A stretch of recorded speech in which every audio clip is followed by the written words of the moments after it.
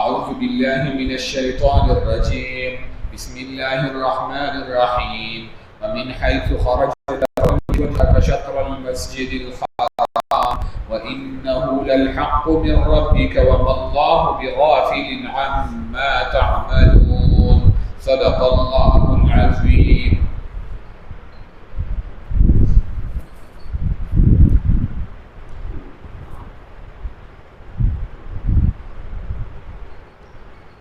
الحمد لله وحده والصلاة والسلام على من لا نبي بعده. أما بعد، قال الله تعالى في محكم كتابه: أعوذ بالله من الشيطان الرجيم. بسم الله الرحمن الرحيم. ومن حيث خرجت فول وجهك شطر المسجد الحرام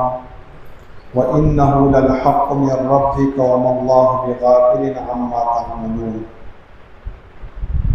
ورو د قبلې د بدلیدو او د هغې د احکاماتو بحث الله تعالی شروع کړی. دلته الله تعالی فرمایي چې ومن حیث خرجت فول وجهك شطر المسجد الحرام. ته چې د کوم ځای نه وځې نو مخ خپل برابر کا طرف د مسجد حرام ته چې قبله ده. او دلته کې دا جمله الله تعالی درې ځله ذکر کړې ده. یو ځل الله تعالی فرمایي ومن حيث خرجت، د کوم ځای نه چې ته وځې نو مخ برابر کړه مسجد حرام ته. بیا الله تعالی فرمایي ومن حيث خرجت فول وجهك شطر المسجد الحرام. او د دې نه مخکې الله تعالی ذکر کړی او بیا الله وایي وحيث ما كنتم فولوا وجوهكم شطرا. نو درې ځله الله تعالی ذکر کړه چې تاسو قبله طرف ته مخ کوئ، قبله ته مخ کوئ، قبله ته مخ کوئ. علماء وایي چې دا الله تعالی بار بار ولې ذکر کړه؟ و یو وجه دا ده چې څنګه په سورې رحمان کې الله تعالی بار بار آیات ذکر کوي فبأي آلاء ربكما تكذبان. نو دلته کې الله تعالی د تاکید لپاره ذکر کړه چې ګوره تاسو کوم طرف ته وځئ او د کوم ځای نه وځئ نو چې مونږ کوي نو ګوره مسجد حرام طرف ته مخامخ کوي په تاکید لپاره. خو امام رازي رحمه الله وایي چې داسې نه ده. اوله ځل چې الله تعالی وفرمایل چې ومن حيث خرجت فول وجهك شطر المسجد الحرام، وایي دا الله تعالی په مسجد حرام کې چې دنه کوم خلق نو هغوی ته الله تعالی فرمایي چې تاسو به قبلې ته کعبې شریفې ته مخ کوئ. او دا دویم ځل چې الله تعالی فرمایي ومن حيث خرجت چې په کوم ځای کې تاسو نه وځئ نو ګورئ مخ په قبلې طرف ته مخامخ کوئ. نو دا چې د مسجد حرام نه بهر کم خلق دي نه هغوی ته وایي. او دا په دریم ځل باندې چې وایي چې ومن حيث خرجت وحيث ما كنتم فولوا وجوهكم. نو دې مطلب دا ده چې په ټوله دنیا کې که څوک په سفر باندې وتلی دي او که څوک د دنیا په کم وټ کې دي نو ګورئ چې مونځ کوئ نو مسجد حرام ته مخ کوئ، د دې نه بغیر بس تاسو مونځ نه کیږي. وایي ځکه الله تعالی بار بار دا جمله ذکر کړه چې تاسو وځئ نو ګورئ مسجد حرام طرف ته مخ کوئ. نو الله تعالی فرمایي ومن حيث خرجت چې د کوم ځای نه وځې فول وجهك شطر المسجد الحرام، نو خپل مخ مبارک برابر کا طرف د مسجد حرام ته. نو مخ ذکر کوی ذکر د انسان په وجود کې د ټولو نه شرافت والا ځای چې د هغه مخ دی. نو ځکه الله تعالی فرمایل چې خپل مخ برابر کړه مسجد حرام ته. که انسان چې ودرېږي نو ټول به قبلې طرف ته برابرېږي. ځکه که انسان قبله دا سینه د قبلې نه واوړي د لمونځ بیا نه کېږي. نو چې الله تعالی فرمایي مخ برابر کړه مطلب چې ټول وجود برابر کړه قبلې طرف ته او بیا ودرېږه. او دلته الله تعالی فرمایل شطر المسجد الحرام، طرف د مسجد حرام ته. مطلب دا چې کوم طرف ته قبله ده بس هغه طرف ته ودرېږه مخامخ نو مونځ به برابرېږي ستا. خو الله تعالی فرمایي وایي د دې نه مخکې الله تعالی ذکر کړي وایي قد نرى تقلب وجهك في السماء فلنولينك قبلة ترضاها. الله تعالی فرمایي چې ته بار بار د اسمان طرف ته ګوري نو به د هغه قبلې ته واړو چې ستا خوښه ده. خو دلته الله تعالی فرمایي وایي یوازې ستا د رضا د وجې نه مونږ قبله نه ده بدله کړې. وانه للحق من ربك، دا حکم حق دی چې قبله طرف ته مخامخ مخ کې.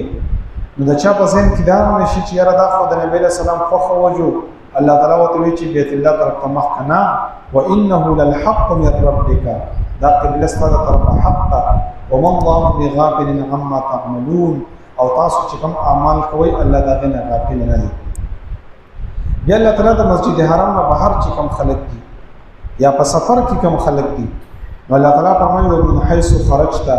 ته چې د کوم ځای نه وځي نو فولي وجهك شطر المسجد الحرام نو خپل مخ مبارک برابر کا طرف د قبله ته وحيث ما كنتم فكم ځای کې چې نو فولوا وجوهكم شطره نو مخ برابر کړئ ولی لئلا يكون للناس عليكم حجه چې د خلکو په تاسو باندې څه دلیل پاتې نشي. څه مطلب شو د خبرې په دې مطلب دا چې کچرته کې نبی له صلوات و سلام د کعبه ته واپس مخ نه راوړل نو دی يهودو با د مشرکانو به دا خبره کوله چې ګوره د خپل پلار نیکه قبله پرې خو ده او بیت الله طرف ته مونږ وکړو نو دا خو چې دنو هغه د ابراهيم عليه السلام قبله پرې خو ده نو الله تعالی فرمایي چې نه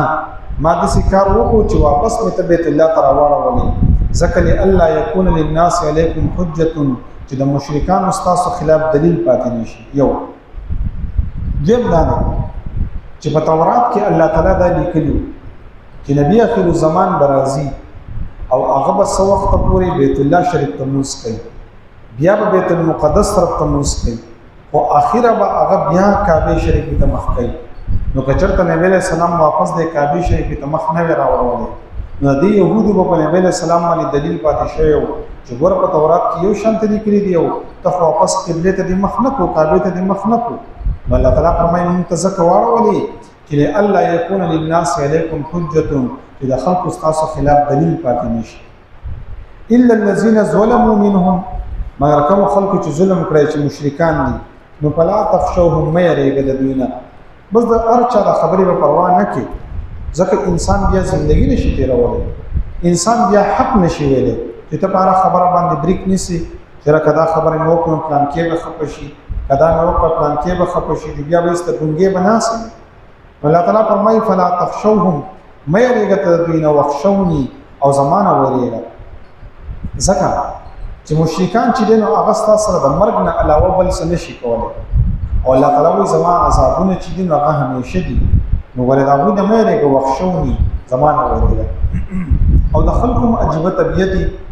لکه دې د ورکیم دای چې عالم مثلا یو مسله وکي هغه مسله په چا کې موجود ده نو هغه د امر وي دا بس صرف دې مسله له زور ورکړی دی بس صرف دا مسله له ورزي او ځکه چې اغلا پاږي کی نو کپاس کده یو سړي د وجه نه دا خبره پرې خو دا بل د وجه نه پرې خو دا بل د وجه نه پرې خو نو بیا حق انسان نشي نو نه دا پروا باندې کې پیغمبري کار دا دی وخښوني الله تعالی زمانہ وایي بل وجه صدا ولئتم نعمتي عليكم الله تعالی فرمایي چې ما دې واپس قبله ته ذکر واړوي چې زه د باندې خپل نعمت پوره کړم نو نعمت دا دی چې د ابراهيم عليه السلام قبله ته واپس راوړوي نو دا د الله نعمت دی الله تعالی فرمایي ولئتم نعمتي عليكم ذکر مې راوړوي چې په تاسو باندې خپل نعمت پوره کړم. او حضرت علي رضی الله تعالی عنہ فرمایي چې د نعمت نه مطلب دا دی چې انسان په اسلام کې مړ شي بس دا چې د لوی نعمت دی او بل و چې انسان ته د الله تعالی دیدار ملو شي نو دا لوی نعمت دی. الله تعالی فرمایي ولئتم نعمتي عليكم واپس چې د ابراهيم عليه السلام قبله ته مخ کو نو تعالی به مرګ په اسلام باندې راځي او الله تعالی وایي زبستانه رضا یم او جنت په لور کوم نو دا لوی نعمت ته چې زه په تابع نه پوره کوم یا ولئتم نعمتي عليكم چې نعمت په تاسو باندې پوره کوم مطلب دا چې دین تاسو لپاره مکمل شو نو دین مکمل دا دی چې اول نبی له سلام ته حکم وشو چې کعبه شریف ته مخ کړ بیا الله تعالی وی بیت المقدس ته مخ کړ اوس اخیره حکم دا دی شریعت په دې ځای باندې ختم شو دینه بعد منسوخ کیږي نه ولئتم نعمتي عليكم الله تعالی و دین مې د پوره په سبب منسوخ واله نه راځي وزدق کعبه شریف ته مخ کوا او بل ولعلکم تهتدون چې تاسو په هدایت شئ نو يهود چې دنو هغه خطا شو نصارا چې دغه هغه خطا شو او مسلمانان ته الله تعالی ولعلکم تهتدون چې تاسو د ابراهيم عليه السلام د قبله ته منځ کوئ نو تاسو په هدایت کې بل نعمت کما ارسلنا فیکم رسولا منکم لکه څنګه چې ما پتا سو باندې نعمت دا کړو چې د ابراهیم علی السلام قبله ته واړوي نو دغه شان نعمت مې د باندې دا کړې ده چې تاسو ته پیغمبر را لېږلې نو د پیغمبر کار بسې یتلو علیکم آیاتنا لولي او پتا سو باندې زمون آیاتونه د پیغمبري کار دا دی چې خلکو ته د قران مجید آیاتونه خي ويزکیکم او تاسو په پاکي د هغه کارونو نه چې انسان په خرابېږي نبی له صلوات و سلام د صحابه کرامو عملاً تربیت کړی چې بچا به کارونه دي او څه وي دا کار مکوه دا هغه عقیده دا هغه دین دا هغه ځلب هغه صفاش و زموږ مسلمانانو کې کار دا دی چې کته دې او کار نه منې کې او کار پاغه کې نو خپکیږي صحابه کرامو حال دا و چې نبی له سلام بداوی تزکیه کوله یو صحابي نو هغه فتحجد هم کول او ډېر عبادتونه هم کول خداغه د پنځه به اکثر کتوي وی نبی له صلوات و سلام فرمایل چې دا ډېر خسره دی او کچوته کې دا پنځه لګ بر ساتلې او بل چې دا یختې ډېر زیات وګد دي دا وخت ډېر زیات غټو وی کچوته دا یختې لګ وانه کړي او دغه شنده پنځه لګ بر ساتلې نو ډېر خسره دی بس هغه ولګي د یختې مورک او پنځه برکړي نبی له سلام د صحابه کرام عملاً تربیت کوو پاکول دي په نور موقع باندې یو سړی چې پای کې د مونږ کمی ده نبی له سلام وته یې په ډېر خسره خدا مونږ چې دا پټین باندې کوه بس هغه استموږ بیا پټین باندې کوو په یو لار باندې په یو خبره باندې زموږ مسلمانانو ته دین بیانېږي او قران بیانېږي په جمعو کې خبرې کیږي او د عمل کمې چې انسان خپل قصد کو چې زبزان بدلوم یا بل قرآن هم پیدا ورکړي د جمعې بیان بولم پیدا ورکړي او کله څه ونه شو انسان زندگی چرته نه بدلېږي چې انسان په خپل باندې قصد نه کړي الله تعالی فرمایي ولعلکم تهتدون نا ويزکیکم دا پیغمبر چې دی هغه تاسو پاکي تاسو تزکیه وکړي دغه شان انسان بل ځان نه حسد وباسي بغض وباسي تکبر وباسي کینه وباسي انسان تزکیه وکړي ويزکیکم تاسو پاکي بل د پیغمبر کار څه دی ويعلمكم الكتاب والحکمت او خیب تاسو ته کتاب او شریعت نو علما د پیغمبرانو وارثان زکه دي چې هغه هم دا کارونه کوي ورمنه خلکو ته آیاتونه د قران خيو تزکیه کو د قران مجید آیاتونه ترجمه وتکو والحکمت او شریعت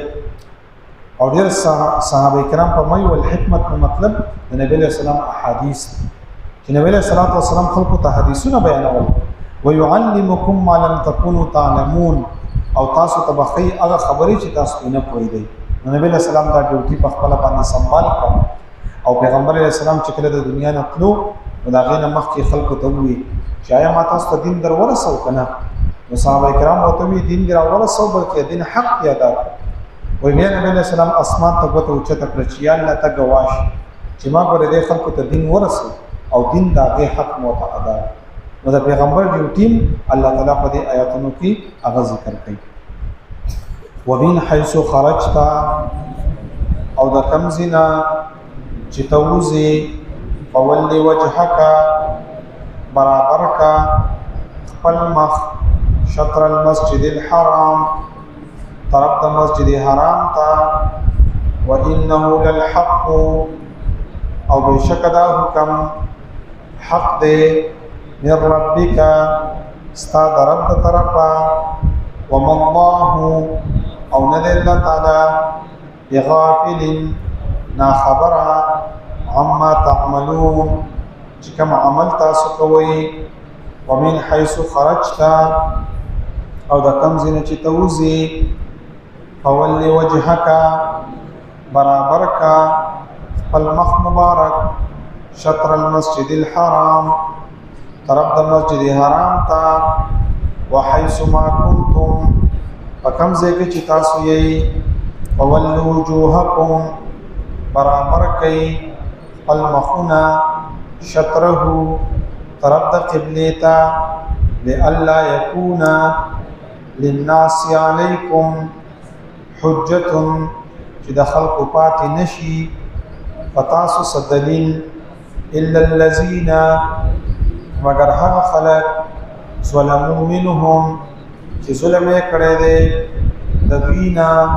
ولا تخشوهم مېره گئی د دوینا واخشوني زمانه وېریږي ولأتم نعمتي او چې زه پورا کم نعمت خپل پتاسو ولعلکم تهتدون او د پاره دې چې تاسو په هدایت شئ کما ارسلنا فیکم لکه څنګه چې موږ را لېږلې دې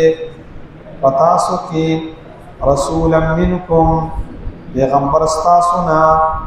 یتلو علیکم لولی بپتاسو آیاتنا زمون آیاتنا ویزکیکم او تاسو پاکی ویعلمکم الکتاب او خیبت است کتاب والحکمت او شریعت ویعلمکم او خیبت است ما لم تکونوا تعلمون هغسا چې تاسو بنا پوهیدئ. الحمد لله رب العالمين والعاقبة للمتقين الصلاة والسلام على رسوله محمد وعلى آله وأصحابه أجمعين. اللهم أحسن عاقبتنا في الأمور كلها وأجرنا من خزي الدنيا وعذاب الآخرة. ربنا لا تزغ قلوبنا بعد إذ هديتنا وهب لنا من لدنك رحمة إنك أنت الوهاب برحمتك يا أرحم الراحمين.